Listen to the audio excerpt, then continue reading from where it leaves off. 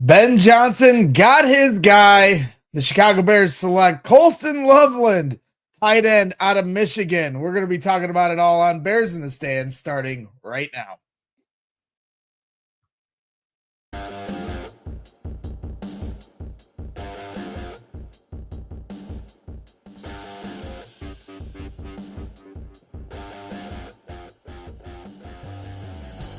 Welcome back to Bears in the Stands.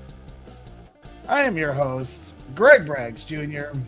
Alongside me, here is our guy, Joey Sandwich. Make sure you follow him on Twitter at Joey Sandwich _. Our guy CJ is working right now, so he'll be out for this one for a little bit, and we'll be back here in the next couple days kind of reviewing everything that the draft will unfold over the next 2 days. Is here in a few hours. Day 2 of the NFL draft will begin. But we thought we'd pop in, talk about that first round pick that everybody seems to be talking about right now. It certainly has been one of those things where I think some Bears fans weren't expecting it. Started to hear a little bit of groundswell of Colston Loveland over the last few days, even the last week. Tyler Warren maybe was up for grabs there, but ultimately it came down to how the draft board was going to fall. And then once you saw how that all transpired, Ashton Jeanty, there was a lot of smoke. Could the Bears trade up to 5 or even 3 or even 2? You know, you're going to draft Ashton Jeanty, but that doesn't happen. Ashton Jeanty goes to the Raiders, which was somewhat predictably. But then you get to the number 9 pick, and that's where the drama really ensued as Kelvin Banks comes off the board to the New Orleans Saints. Ryan Ramczyk, their former tackle, recently retired, which I think kind of tilted the scales a little bit on their decision to draft an offensive tackle, because you have to wonder, had he made it to 10, would the Bears have taken Kelvin Banks, offensive tackle from Texas, or ultimately come to the decision of this tight end here out of Michigan, Colston Loveland? So we're going to be talking about it here. But without further ado, Joey, I want to get your instant reaction to all this, because it seems like Ben Johnson has got his guy. Yeah, I mean, me personally, I'm ecstatic about it. I'll be lying to you if I say I expected it, but I think if you listen to a lot of what Ben Johnson has had to say at the owners meeting, right? He one of my favorite things is he was asked about Jahmyr Gibbs, right, and his philosophy, I guess, about drafting a running back that high, right?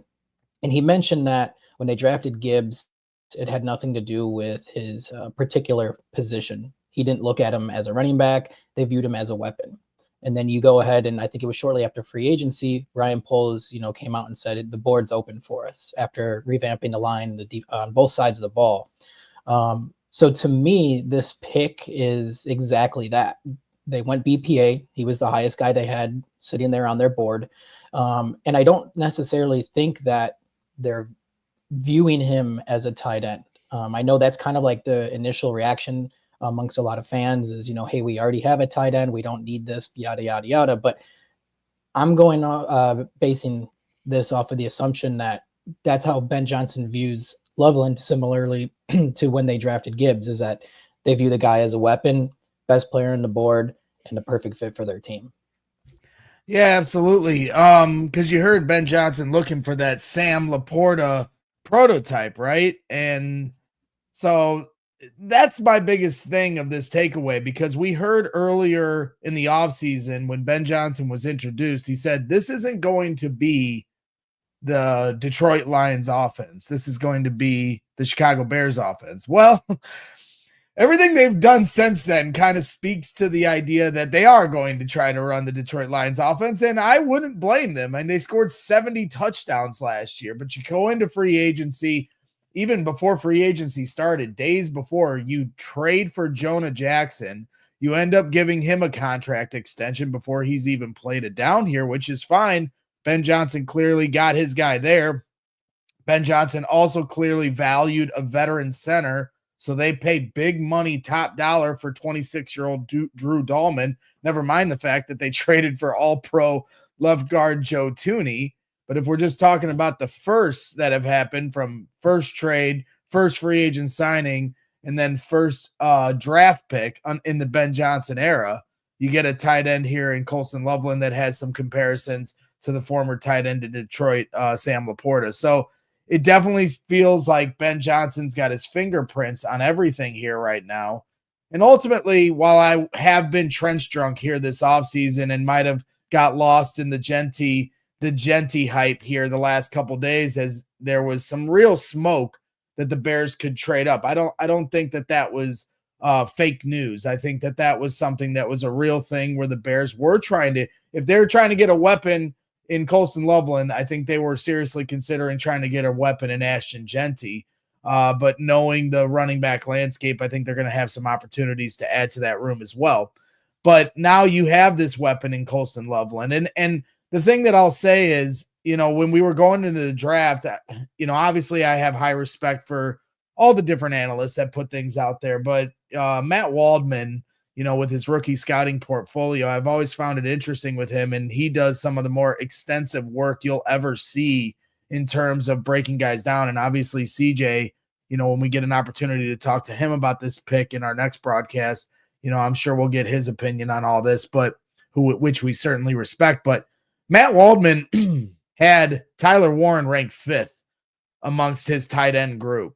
And this is a guy that does like 1,600 pages between 4 position groups: quarterback, running back, wide receiver, and tight end. He'll break down like 70 wide receivers and 67 running backs. Like, this is extensive research. And he had Tyler Warren ranked 5th. He had Colston Loveland ranked 1st. And that might not be maybe the Tyler Warren aspect might be to some people's surprise, but Colston Loveland being number 1, I think wasn't. For, a large amount of people, I think the bigger surprise was, would he go top 10? And you heard a little bit of whispers about that. They didn't say what team specifically, and now it comes out that it was the Chicago Bears. So I think the only red flag, or whatever, however you want to describe it, is that, he has the shoulder injury, and, now let's see how long it takes him to recover. Is there any concern for you when it comes to that, and how long it's going to take for him to get back on the practice field? No, not personally. And of course, this is me wanting to be extremely optimistic about it. But when you look at it, he suffered that injury, and I can't remember what game it was. He actually came back after originally hurting that shoulder and then got knocked out of the game again. But the thing is, he missed the following week, and after that, he played the rest of the season with that shoulder. You hear all the time, even in the NFL, after seasons, there's tons of guys who go through some kind of like cleanup procedures or different minor surgeries, and you find out, oh, this guy has been playing on whatever it is all year round, right? So to me, it speaks to his toughness, how resilient he is. It obviously didn't bother him enough to miss any more time than that one game, or game and a half, if you will.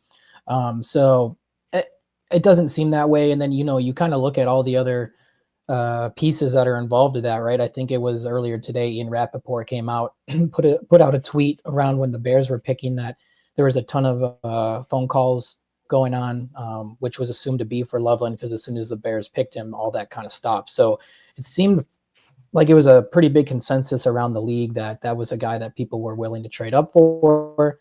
And I don't think that it seems like he had any type of red flags, at least with those medicals that were going around probably from the combine and whatnot. That's right. Ermi K here in the chat saying, I'm here for Joey Sandwich, as we all are. Ian Stone here saying we stand for Joey Sandwich around here. No question about that. Please hit that like button while you're hanging out, ladies and gentlemen. If you're watching on Twitter or Facebook, obviously we appreciate your viewership and joining the program. But if you head over to YouTube, subscribe to the channel, hit the like button on the show. That is a small way of showing your support to our little show here that we're going to have some fun with throughout the off season, talking some Bears and having some fun with the guys that, if you're ever in our Twitter spaces, you've heard us talk a lot of football before. We were talking football till about 3 a.m. last night. So that's kind of just what we do. $5 super chat here from Chubbs82 saying, got to stay with the positives. he could be a weapon, and we could still get what we need today. Mike Green, defensive end, running back, and tackle here tonight is what he's looking at.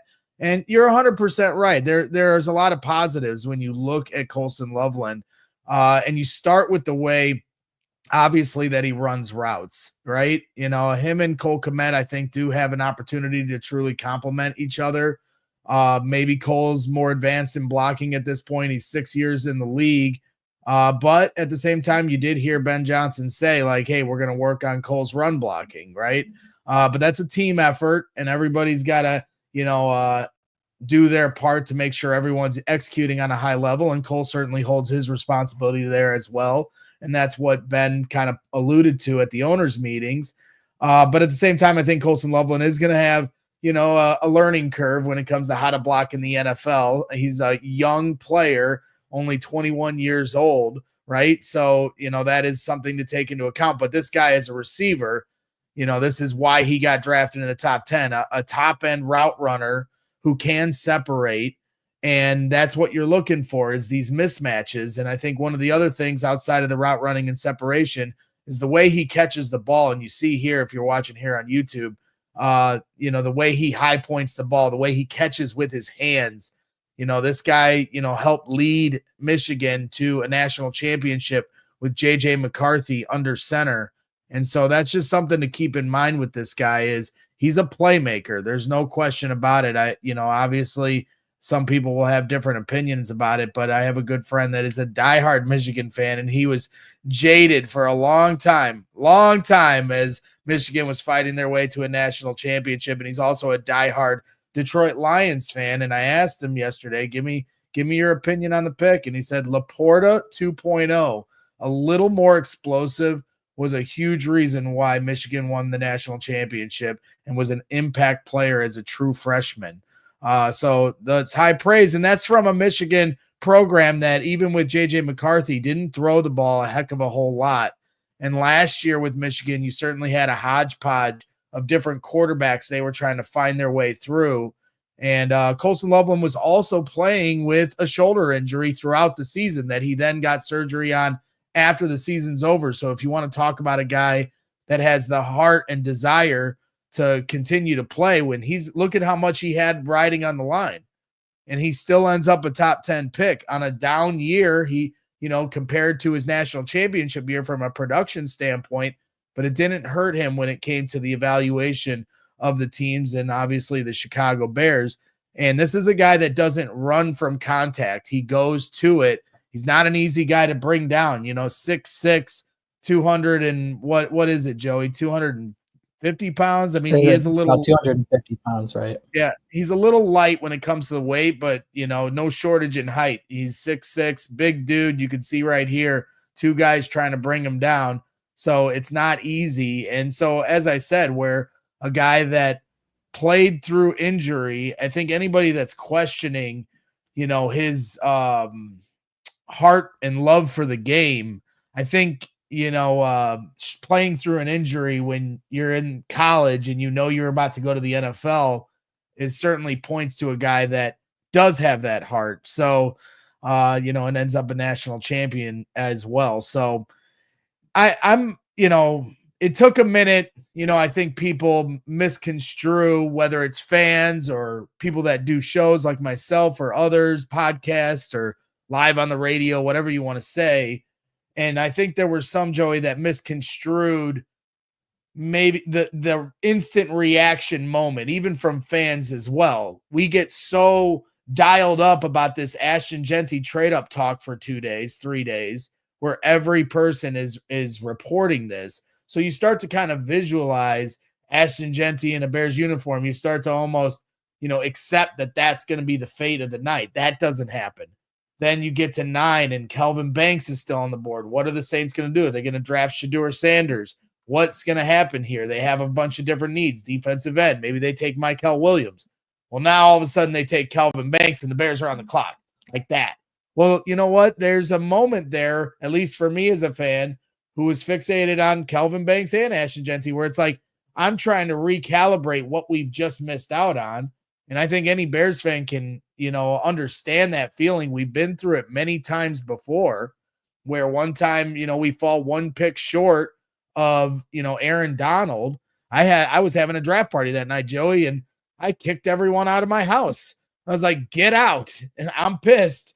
We missed out on Aaron Donald. I can remember my buddy AJ saying, who cares? What's the big deal? I was like, get out. So sometimes it's frustrating the way things fall, but then all of a sudden the pick comes in and it's Colston Loveland, which was a surprise to some. Tyler Warren was viewed for some as the number one tight end. So it's all happening so fast. Your head's kind of spinning and you're trying to figure out, okay, go back to the research you did on this guy. And some fans flat out didn't even know who he was, whether you're at the draft party for CHGO Bears here last night with us, which was a lot of fun, or if you're at Soldier Field, or if you're hanging out with your friends. Not everybody necessarily knows who this guy is. You don't expect everybody to be Mel Kiper Jr.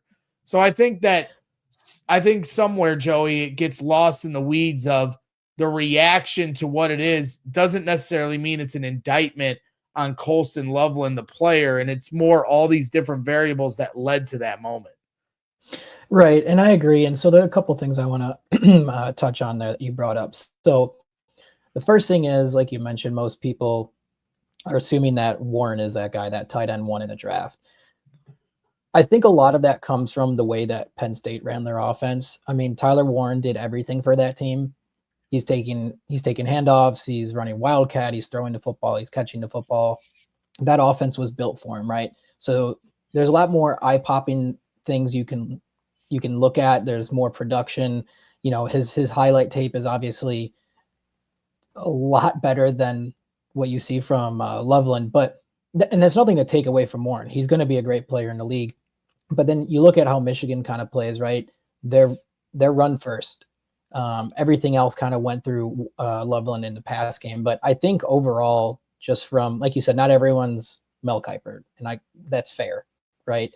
But I think when you look at what's available to a lot of people, that's why they have that reaction, is that they're not necessarily looking at the ins and outs of what he's being asked to do. They're not being able to kind of dissect what he does well in the blocking game, what he does well as a route runner. So I can completely understand that type of reaction. The only other thing I would point out, though, is if you are someone that is really obsessive with the draft and you like looking at guys like Daniel Jeremiah, Nate Tice, and all their work, stuff like that, you look at their top 50s, not even their mock drafts, just their top 50s that they've updated, since February. Loveland has actually been anywhere between 7 and I believe it was like roughly 20. So it's not necessarily that this stuff happened overnight. Over the last 2 months, he's been considered a top end prospect. I just feel like nationally, it was a little slower building, right, than Tyler Warren. So I think that's kind of why you got that initial reaction that you did.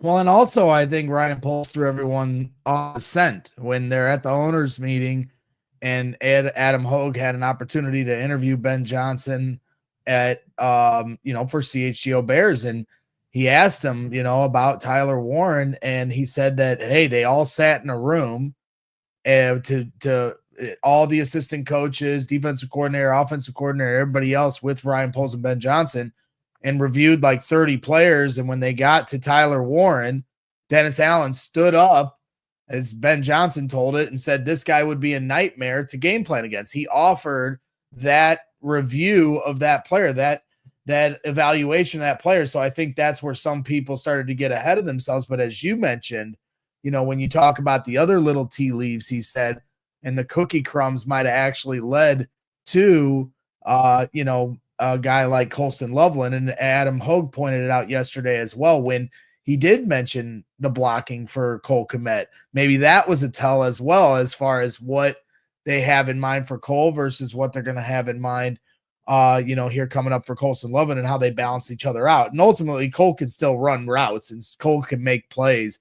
And Cole is one of their red zone threats, and Cole's been in the league for 6 years, and I'm certainly sure he's going to have something to say when they get to camp as far as his production ability here. And Ben Johnson, I think, is smart enough to know, hey, you got a couple guys that are going to make it really hard. I know there's some people in the chat talking about, his ability to block. We got Windy City Sports Card dropping $50 super chat. We really appreciate you, Windy City, saying his measurables are solid and is a good blocker that will only get better.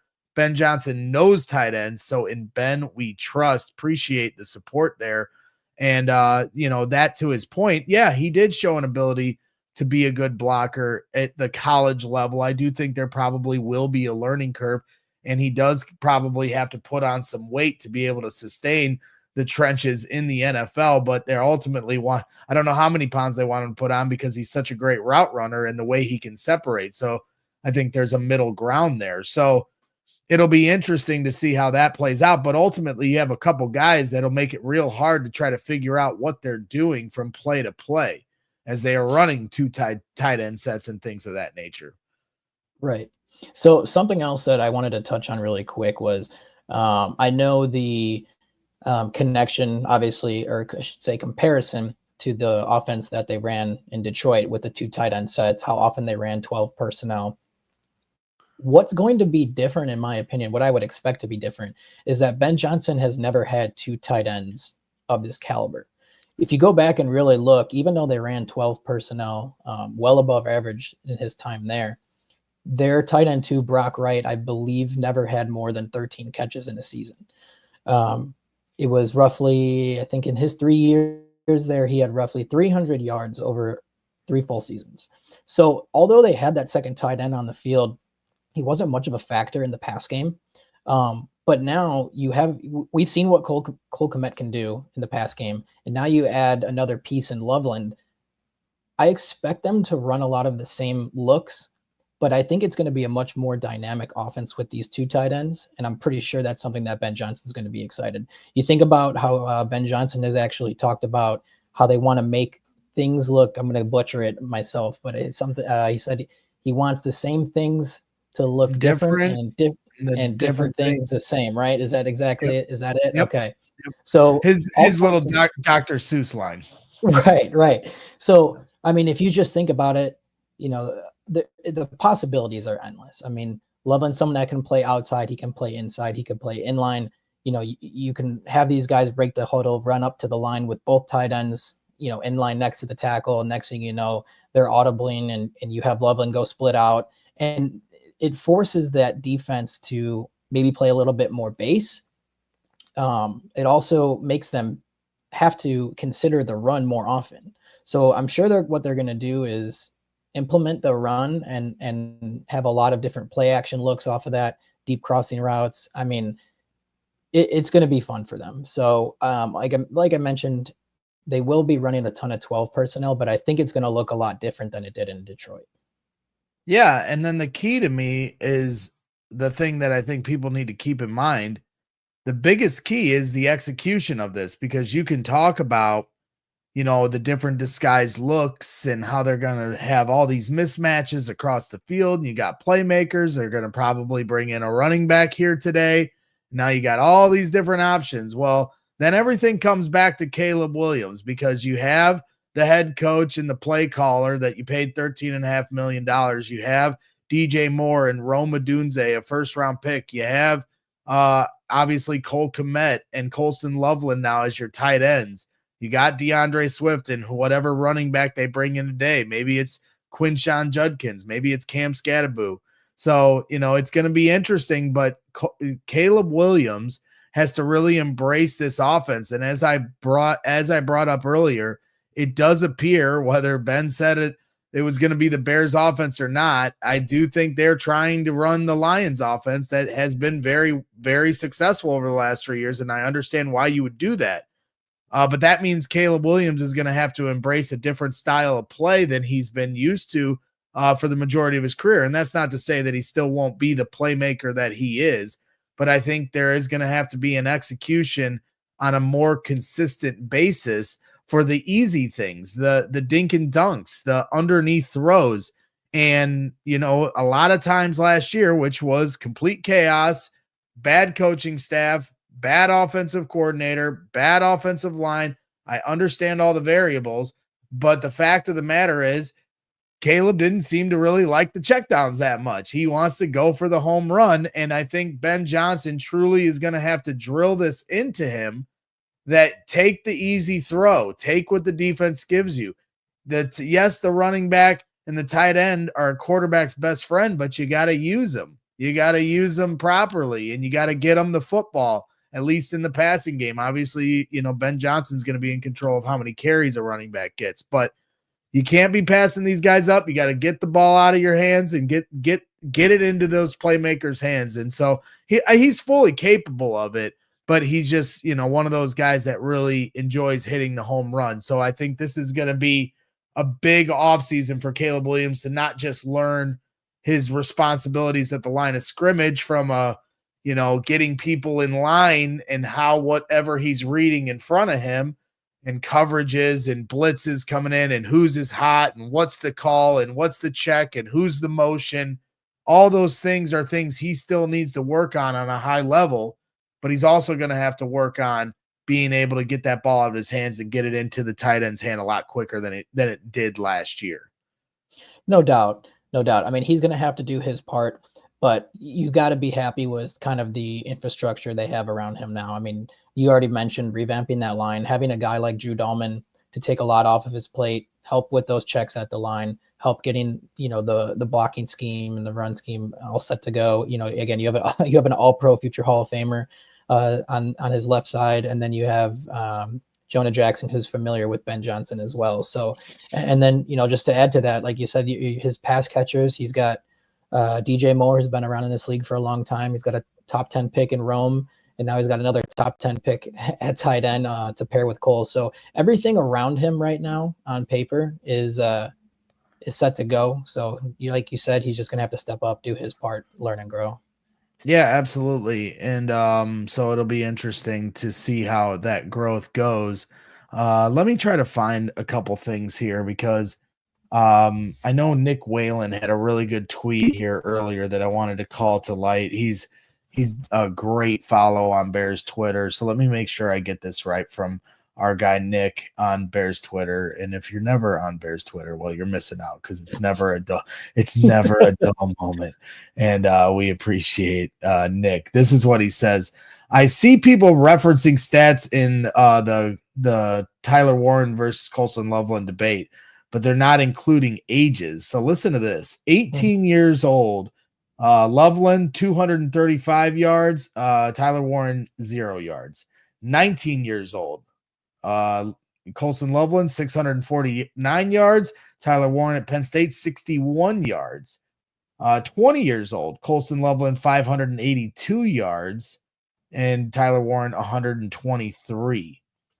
Whereas here, 21 years old, now Colston Loveland is a NFL rookie, and Tyler Warren had 422 yards. So he never really had a breakout season until Tyler Warren hit 22 years old, and he had obviously a huge season, 1,233 yards, and however many touchdowns he had. Well, that will be Colston Loveland's second year in the NFL.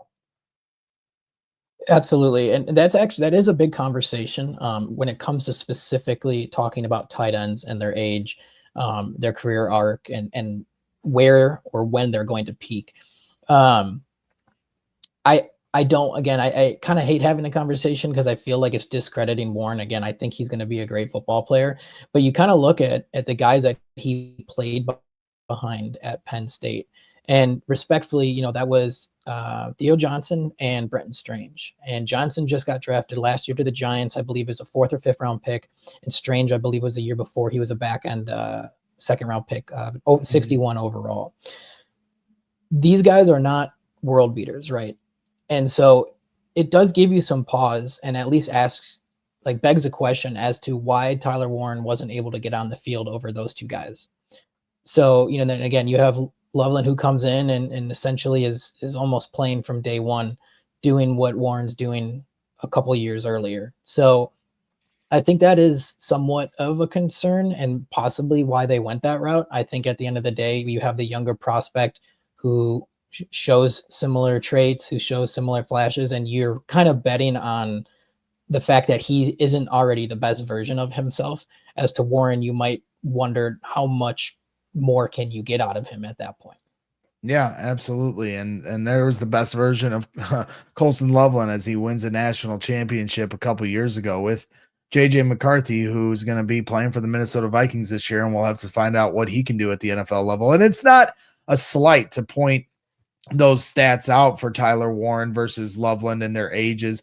It just more puts into perspective where Colston Loveland is in his level of development. And I think anybody will tell you how long it takes a tight end to develop. I mean, any Sam Laporta or any of them you want to point to takes a couple years for them to really get their feet underneath them. I mean, not everybody hits the scene the way Brock Bowers did last year. And that is where being picked 10th is going to be the tricky spot for him, because as fans or media, it's very simple. He's a top 10 pick. He needs to play just like Brock Bowers did last year. And you look, hey, look at this guy over here. He's comparing him to Brock Bowers. He's the second best tight end he's ever seen compared to Brock Bowers. Like, well, those things are exciting and we can leave you optimistic, but they're not going to help him here in his rookie year and what his expectation level is. But at the end of the day, he was picked 10th.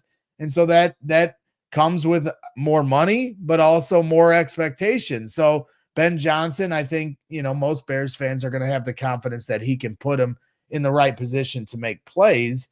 But that's certainly a big, part of this whole thing. So it'll be interesting. We've got some more comments here in the chat. Chubbs82 talking about, the measurables here for Colston Loveland, saying he's 2 pounds lighter than Kmet. And yeah, I mean, you see here in this picture where he's getting all fired up, like, he ain't a little guy. Okay. So if you want to say he's light, this is a guy that, obviously, can go up and get it, but look at the way he can fight through tackles too. Like this, I'm certainly not saying he's little, but from, a lot of different reporting out there, they're saying, hey, this guy's going to have to put on a little weight to play in the league. So maybe that's true. Maybe it's not, but that's just kind of some people's opinion.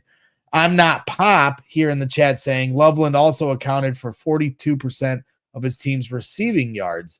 And so, obviously he had a big responsibility. He also, according to Dane Brugler from his Beast Guide, said he played 47% of the snaps in the slot. So really he's a third receiving option when you look at what, when we're looking at the wide receiver room, and the Bears might not be able to address that until the 5th, 6th round potentially. And how much can you really depend on a 5th or 6th round pick? They brought in a hodgepodge of different guys here to try to fill out the back half of that wide receiver room. But maybe you just kind of killed 2 birds with 1 stone here with Colston Loveland being a tight end wide receiver hybrid of sorts. No, I would agree with that. And that's kind of why, I brought up that point earlier about how Ben Johnson might view him as just a weapon and not necessarily a tight end. The other thing I want to say is I know we probably have a bad taste in our mouth, right, after watching the acquisition of Gerald Everett go the way that it did last year. I know there was a lot of talk about what can Everett and Kmet do together and this and that worked out horribly. I don't think Gerald Everett even eclipsed 60 yards on the entire season. I don't think this is that. Again, believe in the scheme, believe in Ben. It's going to be a lot more of an efficient offense, and the talent that Loveland is significantly higher than Gerald Everett. So don't worry about, we've been down this road before. I can assure you that this is going to be a much different approach. Yeah. Well, I sure hope so. And this is a big, it's a big prove it year for me for the Bears. I'm not going to lie. The 10-game losing streak scarred me in a way that maybe even worse than the double doink in different years, because it's just the hype this time of year. I'm over it. I'm over it. I just want to see this team be good. And it just kills all of us as fans every year. This time of year, we're feeling good about things. And then when the year starts, it just goes the other way and the season flies by. Before you know it, it's over and you're miserable the whole time. And then you have to wait all the way to the next year. And so it's a big prove it year for me for this organization. They've done a lot of things that make a lot of sense. They're finally doing the obvious things, as Adam likes to say, Adam Hogue, I should say. And that's true. But we've just learned here in this city, there's just no guarantees. And I'm just kind of down on the idea of like overhyping any of it. They're still in the first year of the Ben Johnson system. They, have a whole new offensive line that's going to take some getting used to. Caleb Williams is only in his second year and first year with Ben Johnson. And so there's things here that point to like, all right, Greg, like don't do this thing again where you completely lose your mind and pick them to win 12, 13 games because on paper it all looks right. Ben Johnson's the right guy as the play caller. They got the weapons around. They killed it in free agency. Yeah, it all makes sense. But, I think this is a big year for this organization to just prove it. No more talking, no more overhyping. And, like somebody said, I think it was Chase Daniels said, look at the room when they called Loveland and there was no juice. There was no energy. You know what? I don't need the juice. I don't need the fake, rah-rah stuff. Ben Johnson certainly was excited, but we don't need a bunch of guys in there, congratulating themselves as the masters of the universe. Like, let's just get the job done for once and have a good season where this becomes a serious football organization where, we're not just, worried about, how many times we can sell out Soldier Field, but how many times we can actually win some games. So that's where I stand. That's my biggest meatball take of the day. But it's just one of those things where I'm in big time prove it mode right now, Joey. No, I get it. I think everyone is I tweeted something out a couple weeks ago where I don't know why it just randomly hit me when I realized I've watched this team have a 13-game losing streak and a 10-game losing streak within the last 3 years. But you would think any other team where you could say that there would be absolutely no reason to be optimistic. But I'm with you. I said last year to myself that if they didn't get it done, that going into the next offseason, I'm gonna be very pessimistic, this and that. And sure enough, they go out and, like you said, do all the right things. They revamp the line. They get guys on defense. They sign Dennis Allen to the defensive coordinator position. They go get Ben Johnson. And I'm back in. I'm not going to be in meatball mode by any means. I'm definitely optimistic, but I'm with you. They got to go out and win some games. The schedule this year on paper, if you just kind of look at the win records of teams last year, is definitely not as favorable as 2024. So they do have their work cut out for them. And outside of that, it's time to start winning some games in the division. At the end of the day, you got to win as many football games as you can. But if you can't start beating these teams in your own division, you're not going to go anywhere. So we'll see how it unfolds. Yeah, we definitely will. And it's exciting to get to today. And see how the rest of this draft unfolds. Certainly, these next 3 picks are going to be pivotal, and there's a lot of good options here coming up. And we can go over a little bit of those and, what you're thinking in terms of some of the options that are available at the Bears' disposal. You've got, at least on our board here at CHGO Bears, you have the number 12 prospect, number 13 prospect, Nick Emanwari, Ariante Ursery, I should say, Will Johnson, who it sounds like has some medicals with his knee that dropped him out of the first round. He's our 16th ranked prospect. Landon Jackson, JT Tuamalu, defensive edge, from Ohio State. Caleb Johnson, running back from Iowa, Xavier Watts from Notre Dame, Jalen Noel, wide receiver, Travion Henderson, and Quinshawn Judkins still on the board here. So some different options. Luther Burden, wide receiver from Missouri, Jack Sawyer, Nick Scorton. So it's going to be interesting. Is there anybody for you that really sticks out specifically at 39 and 41 that you want to see the Bears bring in? Yeah. So you look at this board and, like we talked about earlier with Loveland and being the best player available, even though it's a position that we may not have needed, that's kind of how I'm feeling looking at the board right now. There's a lot of good corner prospects that are sitting there. Some guys that were projected to be round 1 talent. I would not be advocating for picking a cornerback, so no one kill me over that. But if it did go that way, you'd got to imagine that would be another guy that would be sitting on top of their board. I know Will Johnson has that injury issue right now, but if they go that route, you would understand why. Same thing with Burden. Like Luther Burden is a very, very good wide receiver prospect. If he's sitting there at 39 and they go that route, I know everyone's going to be up in arms. Like 2 more pass catchers. We haven't touched it. We haven't invested in the line. None of this, none of that, and we brought in 2 pass catchers. If they went that route, I would completely understand. But yeah, I would. In a perfect world, I would like to see if we could wait until the 3rd round to grab a running back. I do think there's some good edge rushers here. Maybe even double dip in the 5th round with another running back. But if I had to guess, I think they might go edge and running back here in the 2nd round today. Yeah, I would absolutely love it if they came away with Ursary and Landon Jackson with their 39th and 41st pick. Now you've bolstered the trenches, and then you wait till 72 to see where your running back falls to you. There's a lot of different running backs. Brashard Smith is somebody that the Bears talked to with a top 30 visit. I'm going to continue to say Cam Scatteraboo because I like saying his name. He's a lot of fun to watch as a football player, and he's a lot of fun to even just say his name in general. And I think he would be a cult hero here in Chicago, maybe of the likes of Andres Nocione coming in here and just being this bell cow crazy menace to society, just breaking tackles. And I've always kind of been bugged by, him falling on evaluations. I understand his speed and why they are, but just watch him play. He's incredible, and I think has a lot of David Montgomery in him, who was also taken in the 3rd round. So, and obviously David Montgomery had, his matchup with Ben Johnson in the Lions offense here the last few years. So it's going to be fun. I'm kind of with you on waiting for running back in the 3rd round.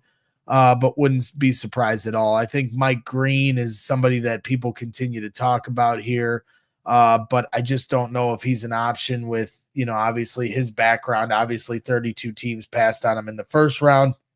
He's a top 10 talent, in my opinion. If you don't have the behind-the-scenes things going on, which he's been accused of but not convicted, but, these teams certainly have people that have the ability to do some deep research. You got former FBI types working for these organizations. So I'm not saying their investigations privately are finite, but I think it also kind of tells you a little bit of the behind the curtains when you see 32 teams all respectively say will pass. Now somebody is going to draft Mike Green. It's just a matter of when and where. So just because they pass him on the 1st round, there is going to be a team that finally crosses that threshold.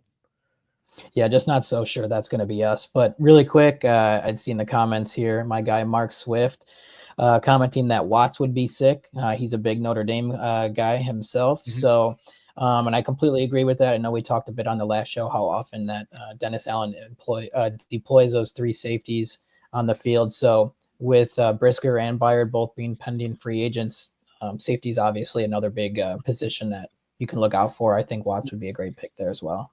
One, he's already mentioned, lining Kyler Gordon up as a safety as well at times. So you have some different options there. Yes, I'm a Notre Dame fan, and so Mark and I have that same bias, but he's always around the football, right?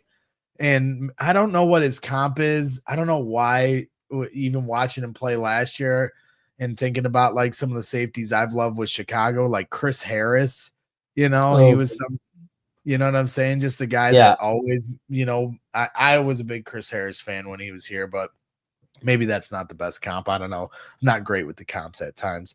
So we'll start to roll things through here. I got to get going here pretty soon as I head over to 115 Bourbon Street for the 2nd night of our draft party, which anyone that wants to come out is invited. We're all going to be there. The whole CHGO Bears crew, Lance Briggs and Corey Wooten as well.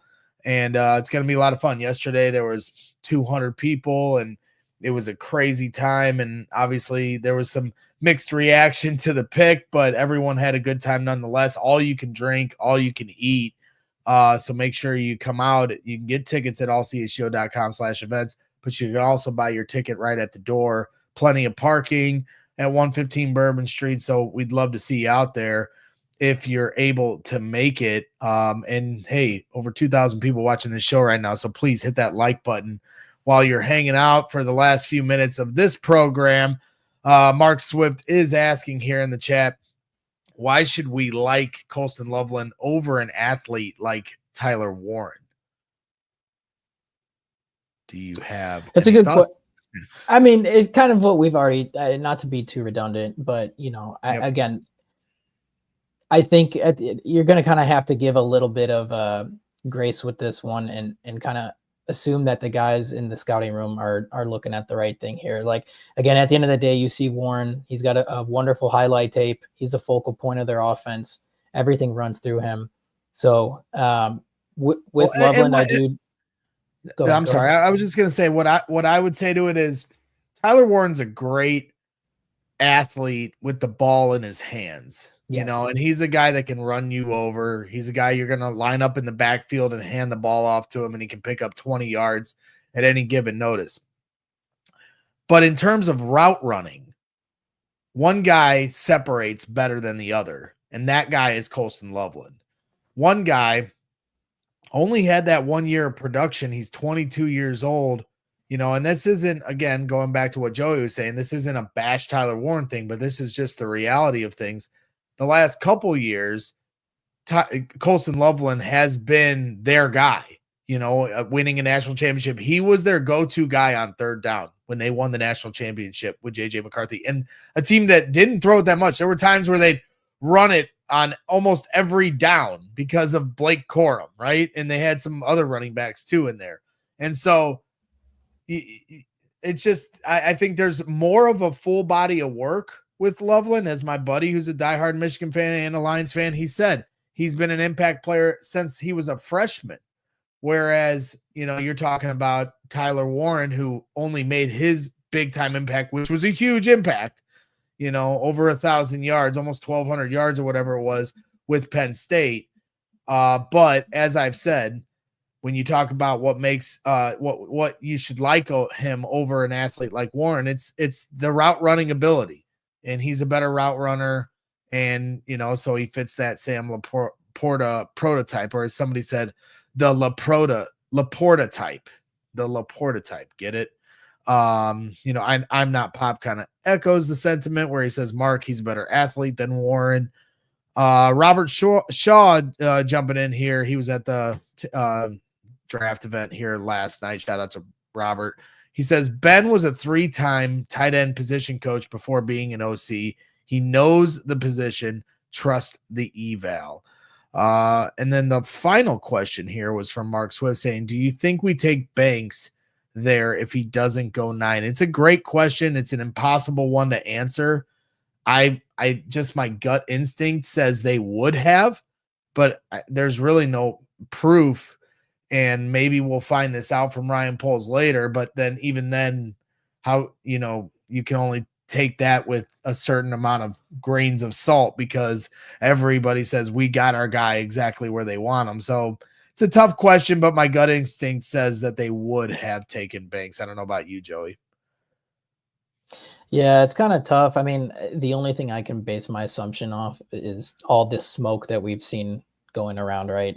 But again, we've heard that they're interested in trading up to 2 or to 5, and that was supposedly for Genty, and I'm not sure. I think they do like the prospect. I will say though, for the sake of as someone who is on Bears Twitter quite frequently, it seems like Loveland was that happy medium after not getting Genty, because I think things would have imploded if they ended up with Banks. So. And not to say that he wouldn't have been a good player, but that's where we're at.